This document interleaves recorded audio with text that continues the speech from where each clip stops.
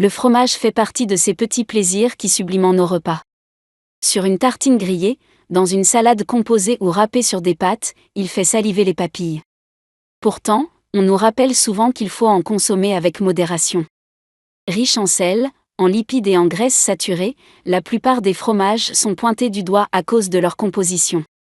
Mais bonne nouvelle, selon la nutritionniste Alexandra Rethion, interrogée par le magazine Top Santé, un fromage italien, qu'on retrouve souvent sur nos tables en été, peut se consommer tous les jours. Et en plus, il se glisse à merveille dans une multitude de recettes. Mozzarella, le fromage idéal pour les repas d'été en été, la mozzarella trône dans toutes les assiettes, en salade, sur une tarte salée, en brochette ou encore en sandwich. Et on comprend pourquoi.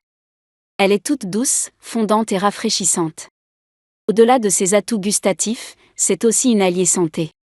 Elle est naturellement riche en protéines, entre 18 et 20 grammes pour 100 grammes sel au lait de vache, et 14 à 17 grammes pour la version au lait de bufflonne. Cela en fait une bonne alternative à la viande ou au poisson quand vous avez envie de repas plus légers. Autre atout non négligeable, elle a aussi l'avantage de contenir plus de 60% d'eau, précise la nutritionniste Alexandra Rethion dans le magazine Top Santé.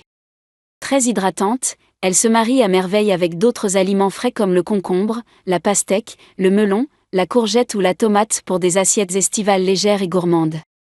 Vous pouvez savourer de la mozzarella tous les jours en été, à condition de rester raisonnable.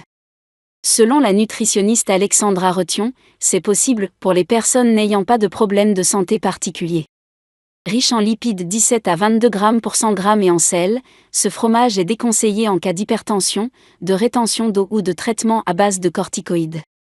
Pour les autres, la portion idéale ne doit pas dépasser 50 à 60 grammes par personne, soit l'équivalent d'une demi-boule de 120 grammes. Ce petit plaisir doit être compté dans les 2 portions de produits laitiers recommandées par jour, dont une seule part de fromage.